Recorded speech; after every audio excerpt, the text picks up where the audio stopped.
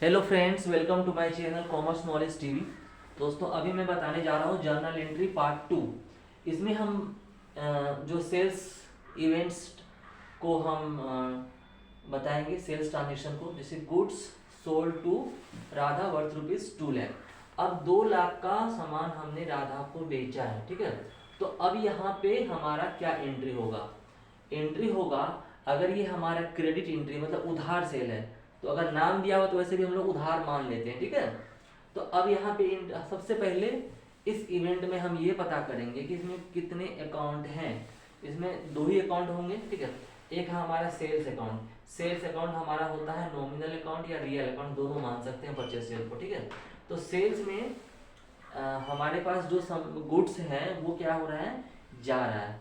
तो ये हमारा रियल अकाउंट हो गया, ठीक है। दूसरा हमारा राधा अकाउंट। राधा यहाँ पे क्या है कि हम इसको क्या कर रहे हैं, गुड्स को सोल्ड कर रहे हैं। तो ये हमारा पर्सनल अकाउंट हो गया राधा, क्योंकि यहाँ पे ट्रांजेक्शन राधा के साथ हो रहा है, ठीक है। तो अब ये है, अब ये पर्सनल अकाउंट है, तो पर्सनल अकाउंट का रूल होगा debit the receiver and credit the giver. यहाँ पे जो राधा है वो क्या है, रिसीवर है, गुड्स को रिसीव कर रही है, ठीक है। तो अब वहां पे डेबिट द रिसीवर, तो हम पहले उनको डेबिट करेंगे राधा को।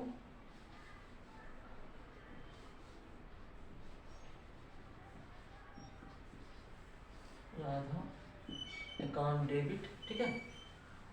अब ये सेल्स अकाउंट को क्रेडिट करेंगे टू सेल्स अकाउंट, कितना, ₹2 लाख, ठीक है। अब इसका डायरेक्शन देंगे, being goods sold to Radha, being goods sold to, यहाँ पे नाम राधा का आएगा, क्यों? क्योंकि गुड्स हमने क्रेडिट पे सेल्स किया है।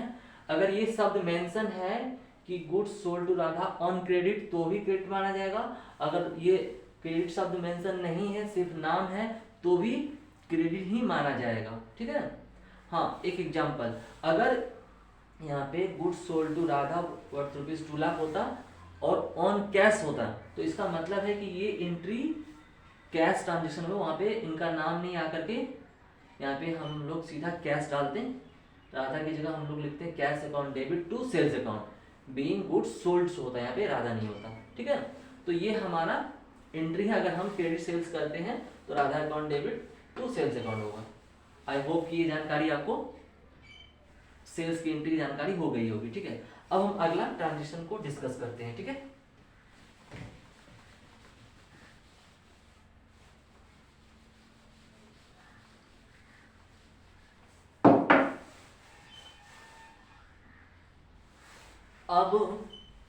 अब मान लीजिए आपका व्यापार है, आपने परचेज किया है, परचेज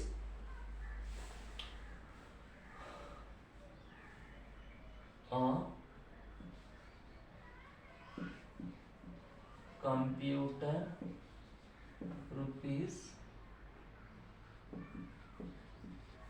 ₹50,000,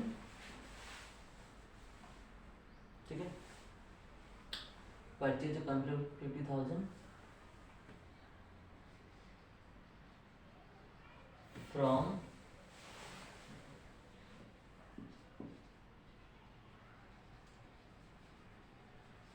हनुमंत कंप्यूटर, ठीक है। Purchase a computer ₹50,000 from Hanumant computer, आपने फॉर ऑफिस यूज।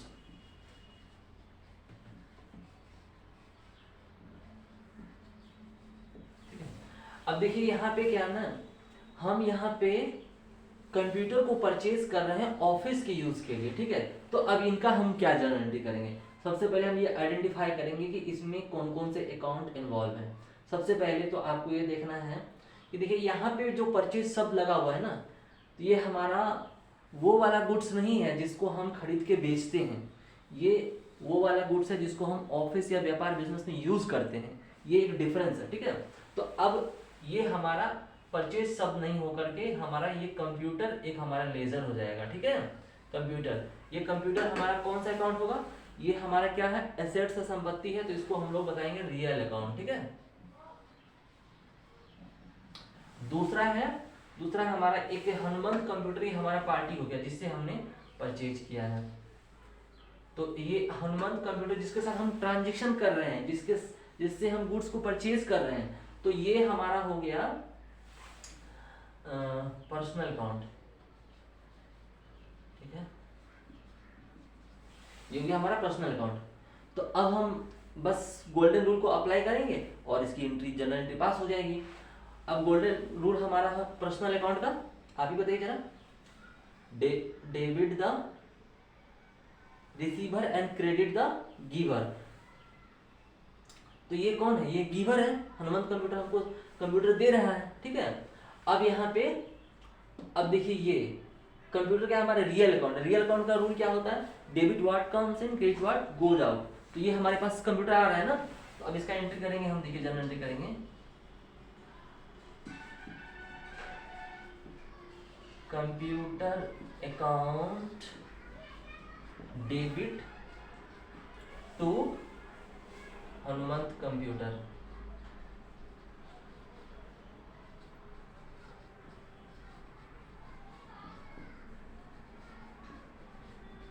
ठीक है। तो ये जो एंट्री पास होगी, ये हमारा एंट्री पास होगा, computer account debit to Hanumant computer ₹50,000। और इसको टैली में हम कौन सा एंट्री पास करेंगे, टैली में इसको हम लोग जर्नल एंट्री पास करते हैं, ये कंफ्यूज करता है। यहाँ पे टैली के अंदर इसको कहते हैं जर्नल लेजर। जर्नल एंट्री जो होता है, जर्नल वाउचर जो होगा ना हमारा, उसके अंदर ये एंट्री हम करेंगे। परचेज को तो परचेज के अंदर करेंगे, सेल का सेल के अंदर करेंगे। ये जो टैली के अंदर एंट्री होगा वो हमारा जर्नल लेजर के अंदर ये एंट्री होगा हमारा, ठीक है। तो narration very simple, computer purchase from Hanumant computer.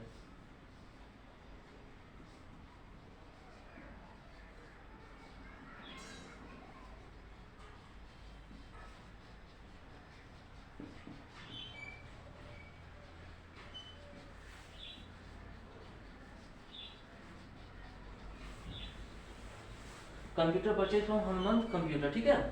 तो ये हमने जर्नल एंट्री पास कर दी और एंट्री रिकॉर्ड कर ली कंप्यूटर में, टैली में, अकाउंट्स में, बुक्स में, जहां भी करना है कर लिया, ठीक है। अब हम अगला बताते हैं, ठीक है। आई होप कि सबको दिख रहा होगा अच्छे से और आप लोग नोट कर रहे होंगे, ठीक है।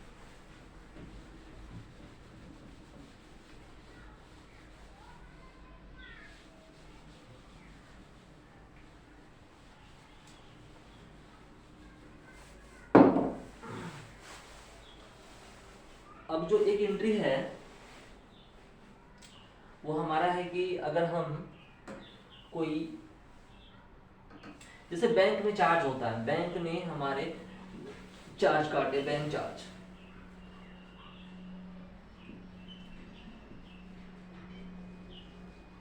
चार्जेस ₹250, ठीक है।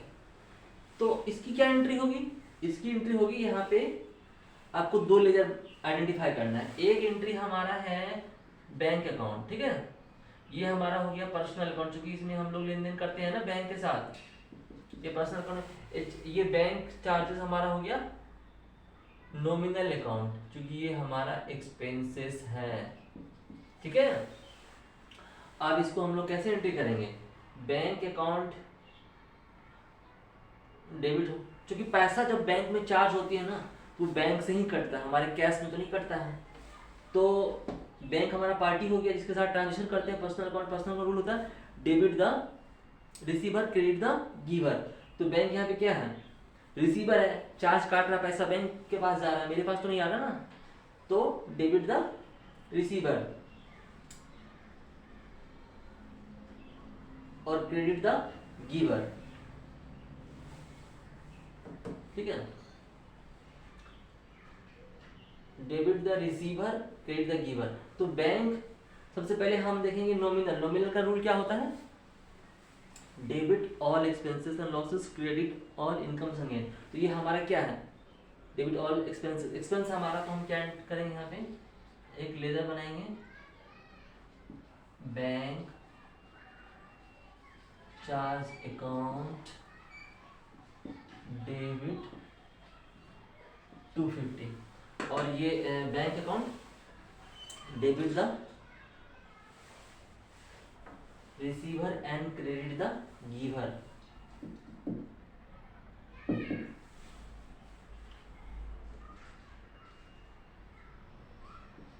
टू बैंक अकाउंट,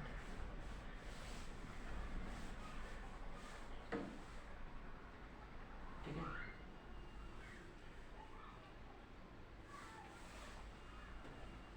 अब यहाँ पे बैंक चार्जेस क्यों डेबिट किए? क्योंकि बैंक हमारा कौन सा अकाउंट है? बैंक चार्जेस हमारा नॉमिनल अकाउंट, इसलिए डेबिट हो गया। और बैंक तो मैंने बताया था कि आपका ये है पर्सनल अकाउंट। पर्सनल अकाउंट का रोल डेबिट द रिसीवर और क्रेडिट द गिवर। ये क्रेडिट क्यों हो रहा है? बैंक चार्जेस में बैंक चार्जेस तो नॉमिनल अकाउंट तो डेबिट हो ही गया, और ये बैंक अकाउंट हमारा क्रेडिट क्यों हो गया? Bank account debit the receiver, credit the giver. Sorry, bank हमारा यहाँ पे रियल अकाउंट का फंडा यूज होगा, क्योंकि रियल अकाउंट में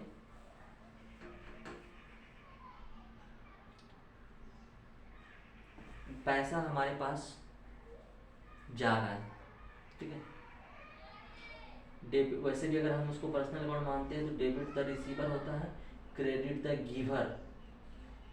अच्छा, उस केस में भी ये गिवर ही है, ये रिसीवर नहीं है। ये गिवर क्यों है? कि बैंक ने चार्जेस दे रहा है, मेरे बिहाफ में दे रहा है ना, समझने वाली बात है ये।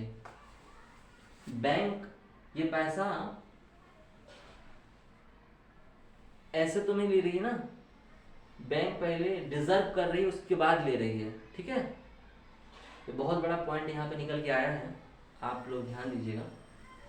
क्योंकि अगर हम बैंक को अगर ये समझते हैं कि बैंक हमारा पर्सनल अकाउंट है, तो यहाँ पे ये रूल काम नहीं कर रहा है। क्योंकि बैंक वैसे तब फिर हो जाता है debit the receiver, credit the giver होता है ना। तो यहाँ तो बैंक डेबिट द रिसीवर, तो रिसीवर के हिसाब से डेबिट होना चाहिए, लेकिन ये डेबिट नहीं हो रहा, क्रेडिट हो रहा है। क्यों क्रेडिट हो रहा है? ये बहुत बड़ी समझने वाली बात है। क्रेडिट इसलिए हो रहा है कि बैंक ये पैसा यूं ही ना ही रिजर्व ये ले रहा है, ये बैंक डिजर्व कर रही है खुद को कि भैया हमने आपको सर्विस दिया, उसके बदले में ले रहा हूँ, ठीक है। तो इसीलिए यहाँ पे बैंक क्रेडिट हो रहा है, ठीक है।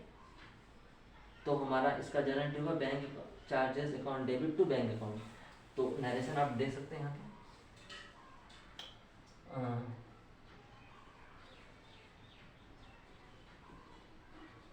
बीइंग बैंक चार्जेस इनकर्ड, ठीक है। तो इसकी हमारी ये एंट्री होगी, ठीक है। अब अगला एंट्री हमें, आप आई होप कि दिख रहा होगा, नोट कर लिए होंगे, ठीक है।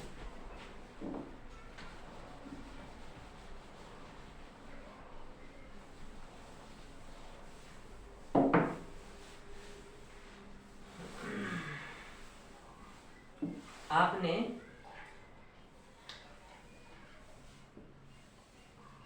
रेंट पेड किया ₹25,000 का, ठीक है। तो यहाँ पे हमारा एक रेंट अकाउंट है, एक कैश अकाउंट है, ठीक है। तो रेंट हमारा हो गया नॉमिनल अकाउंट और कैश हमारा हो गया रियल अकाउंट। तो नॉमिनल का रूल होता है debit all expenses and losses. तो यहाँ पे हम लोग लिखेंगे rent account debit to cash, हमारा real account debit what comes in credit what goes out. तो यहाँ पे हम लोग लिख देंगे टू कैश अकाउंट, ठीक है। अच्छा, अगर चेक से पेमेंट करना है आप तो यहाँ पे इसको बैंक अकाउंट कर दीजिएगा, ठीक है। इट्स वेरी सिंपल, ठीक है। बैंक अकाउंट अमाउंट 25,000,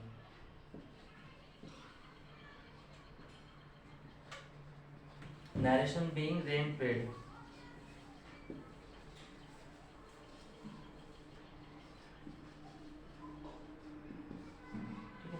अच्छा इसकी जो है टैली में एंट्री करेंगे हम लोग पेमेंट वाउचर में, ठीक है।